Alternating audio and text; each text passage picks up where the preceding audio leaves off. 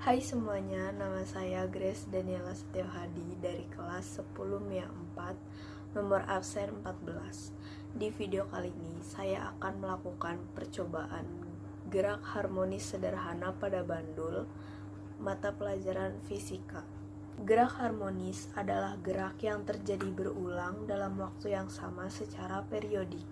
Bergerak bolak-balik melalui lintasan yang sama disebut getaran. Ketika getaran tersebut terjadi berulang-ulang pada lintasan yang sama, gerakan inilah yang disebut periodik. Berikut besaran-besaran fisis pada getaran harmonis.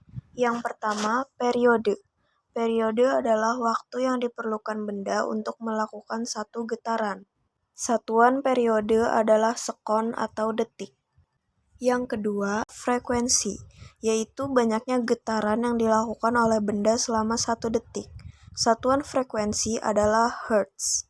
Yang ketiga, amplitude atau amplitudo, merupakan perpindahan maksimum dari titik keseimbangan. Satuan amplitudo adalah meter. Yang keempat, simpangan, yaitu jarak massa dari titik setimbang pada setiap saat. Jika arahnya vertikal, maka dilambangkan dengan Y, dan apabila arahnya horizontal, lambangnya adalah X.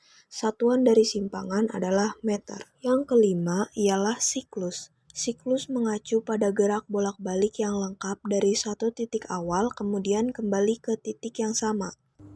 Ketika benda digantungkan pada ayunan dan tidak diberikan gaya, maka benda akan diam di titik keseimbangan. Jika benda ditarik ke C dan dilepaskan, maka benda akan bergerak ke B, A, lalu kembali lagi ke B, C. Gerakan benda akan terjadi berulang secara periodik. Dengan kata lain, benda pada ayunan di atas melakukan gerak harmonis sederhana. Mari kita lihat tayangan percobaan berikut.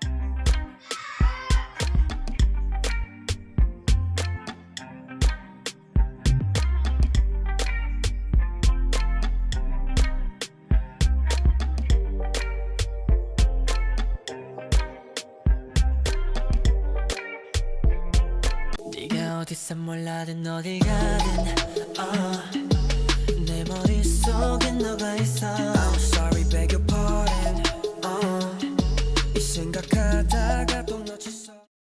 Kesimpulan yang dapat diambil dari video percobaan gerak harmonik sederhana berikut yaitu gerak harmonis sederhana merupakan gerak bolak-balik pada suatu benda secara teratur melalui titik keseimbangannya.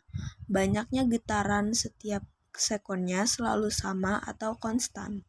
Berikut merupakan percepatan gaya gravitasi dari hasil percobaan dan gaya pemulih yang terjadi.